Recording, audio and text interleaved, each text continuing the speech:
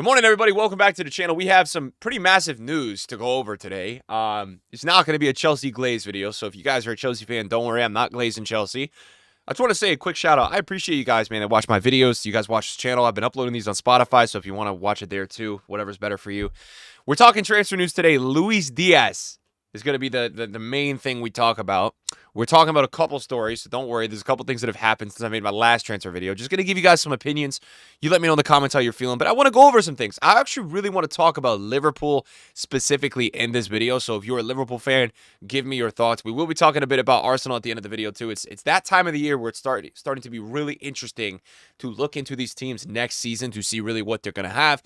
And yeah, so look, Bayern Munich, guys, have put a bid in today for Luis Diaz, 67.5 mil. And guess what Liverpool did? They rejected it right away. They said no. No. Slot was like no. Liverpool was like no. Now, Liverpool have made it clear at this point that they have no intention to sell Luis Diaz. They've told Barcelona this. They've told Bayern Munich. We've seen Barcelona and Bayern Munich, who, to me, are with Liverpool in terms of European competition. You know, all three of these teams are going to be really making a run for that Champions League. So they've got two other, I would say, real competitors in the Champions League. And they've been like, no, we don't want you having him. And they've told both of those clubs that, hey, if you really want him, you can buy him for 100 mil plus and we'll consider. So that's kind of what they've said. Bayern puts a bid, 67.5 to see what's up today. Instantly denied, instantly rejected.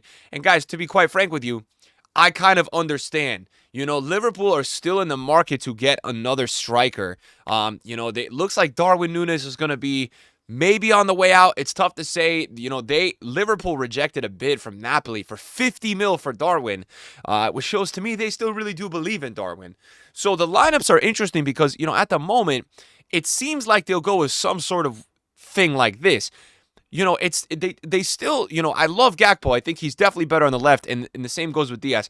They both can play in the middle, but it reminds me when you play Football Manager, when you got somebody on, like, that perfect green and then the like forest green. Like, it's not as good, you know what I mean? It's like mid chemistry. Like, they're not insane in that position. They really do still, I feel like, need a 9 in this team. They can do enough with this team, and, you know, they've done enough. They did more with less last season. The one part about Liverpool that's so interesting, what's going on with Chiesa? Like, that is, to me, also such an interesting thing. Like, did bro just completely fall off? Because the guy was insane at Juventus, Fiorentina, insane for Italy, had the injury, and he's not really been the same. He's really not had the chance in this Liverpool team. He's not necessarily a striker, but, you know, you wonder with Liverpool, will they go shopping for a striker? You know, and I understand why they are not wanting to let Diaz go, because Diaz does help them with the depth as well as Gakpo, that if they do need to put a makeshift striker in that role until they can get somebody, that they're both able to do it. They're obviously both preferably playing out on the left. And then the other side of it for me, guys, Bayern Munich makes a lot of sense. Bayern Munich, I've said this many times, hopefully Musiala comes back healthy. They are very close. I think they need one more player in that attack to be a serious competitor. I mean it. So I can understand why Bayern Munich are really going after a left wing, left-sided player in this window. I don't know if they'll end up with one, but I definitely understand why they're going for one. It does make sense. And the other interesting news coming out is that Newcastle are working on a deal. This came out yesterday. This guy, Ekitike. Now, I'm not going to offer too much of an opinion on him, guys, because I'm not going to waffle about players that I don't watch. I really haven't watched this guy play much. I just haven't. I haven't watched his team in the Bundesliga, Frankfurt, and I really haven't seen this guy play much for France. So I don't know much. What I know is that a lot of people are betting on the potential here. Looks like there's not an agreed yet term, but there's talks over a potential deal, and they want him to play alongside Isak. So they're looking at this like, hey, we want to chuck him up top with Isak. 75 mil is the talking point of this deal. Now, what I was thinking here is I'm like, wait a second. We've seen Liverpool linked with Ekitike as well, and I could see that happening. You know, Ekitike is a quick striker from what I've seen, has good finishing ability, presses well. That makes sense for Liverpool. Is Newcastle doing something here where they try to kind of like distract Liverpool so Liverpool don't try to take Isak? Because we've seen some rumors, we've heard some things. Nothing really like super far along with Liverpool to Isak, or Isak to Liverpool. But we know that Liverpool is definitely interested in Ekitike and Isak. So Liverpool and Newcastle kind of having like a little bit of like, I don't know what you would call that, but that is interesting to me. Yeah, I still wonder, is Liverpool going to get in this race here and try to bid with either Ikatike or really put a crazy bid in for Isak? Because, guys, I'll be honest, looking at the whole world next season, right? First of all, the Premier League is going to be absolutely crazy. We're going to talk about Arsenal a little bit, but Man City got better. Liverpool won the league last year. They got better. Chelsea just beat the best team in Europe. They obviously have gotten better, right? Look at the strikers they brought in. They look really good. Then you look at the rest of the world. Don't think Real Madrid have gotten much better at all. Think Barcelona is going to be better. I think they're going to be so good again. PSG are going to be insane. So we look at the whole world, and if Liverpool want to do a crazy thing next year where they want to win the league in this way more competitive race, if they want to win in Champions League, which they got knocked out in the round of 16 by PSG, I really do deep down believe they need another piece, and that piece is a striker. Unless Darwin Núñez does not get sold, they don't get the price they want, and we actually see what we wanted to see out of Darwin. But my worry with Darwin is still, has he fixed the part of his game where I would say for the striker, it's the easy game, the tap-ins, the easy link-ups, not the challenging shots and stuff. We've seen him have that ability. But can Darwin get focused enough to give Liverpool what they need, which is what they need is high press, right? And they need finishing ability. And so, I wonder, is Liverpool not going to be able to accomplish everything they want to accomplish unless they get a striker? That's my worry with Liverpool next season. It's not really my worry with the Premier League because I think they showed us last season when Salah goes crazy, they can do anything in the Premier League, right? This guy can single-handedly with VVD and Allison take them to another league title. That can happen. But if you want to do it all and you want to win in Europe, I still really think, a dream play. Yeah, if they got Isak, but what price is Isak even, right? And we haven't heard any motion on that deal. So that Isak deal is most likely not happening, right? It was probably a rumor. We talked about it a little bit on this channel. That, for me, if I was a Liverpool fan, that would be the dream. But, is that even possible? I think he fits your system perfectly, bro. And then the depth you have, oh my God, you've got Diaz and Gakpo in the same spot. You've got Isak with Darwin if they don't sell him. I would assume if they went for Isak, they would sell Darwin. For sure, they would want to get some money. They're going to have to pay like 120 to 150 for Isak. They'd have to try to sell Darwin 60, 70, recover some of that. You've got Wirtz and Szoboszlai. You've got Salah, Chiesa. You've got McAllister, Gravenberch, Kirkes. I don't think Robertson's getting sold. I don't know. You have Frimpong, Bradley, VVD. I mean, come on, guys. That team is crazy. That team is crazy. That team is more than good enough to compete with the likes of PSG and Barcelona, who I think is going to be even better. So that's how I look at that. Literally just as I was finishing the video, guys. So this is going to be at this end part. Wow. Literally, the second I finished, guys, this news just came. And I was just saying this in the video. I just was sitting here talking about how I think Liverpool could make a play for one of these two targets on Newcastle. Liverpool make approach to sign Alexander Isak from Newcastle. And who reported this? The GOAT, David Ornstein. This dude is always accurate. The Merseyside club says no formal offer has been submitted as they are well aware of Newcastle's stance because Newcastle does not want to sell Isak. However, they have communicated their interest to do a deal in the region of 120 mil. 120 mil, man. They're ready. Liverpool brought those money bags, man. They said, bro, we are here to conquer. We got to get it going, man. Liverpool fans, this is crazy.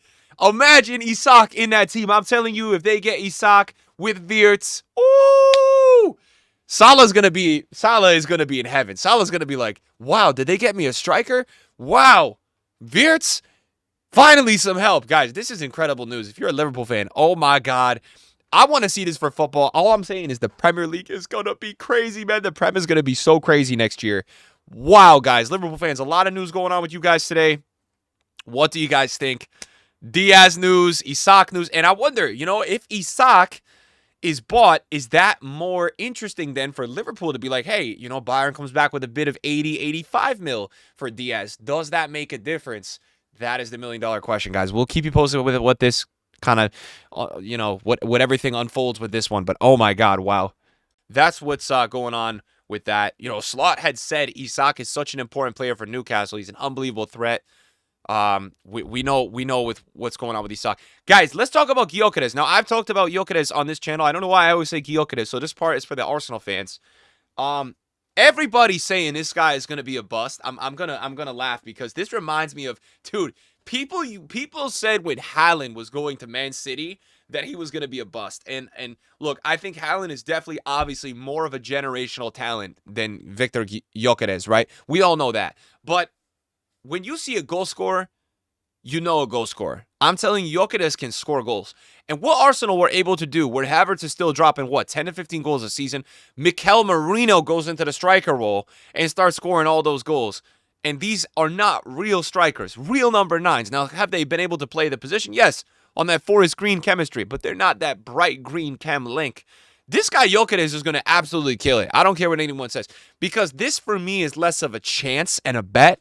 They're getting a goal scorer. They're getting a guy that knows how to put the ball in the back of the net, and he's going to have way more service at Arsenal. He just is.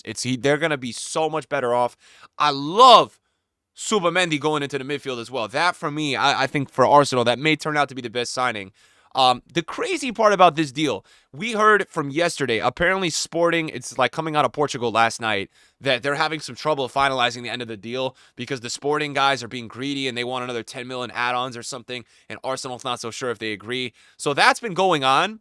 I think the deal will get done. It's no here we go yet. By the time this video's up, it might be.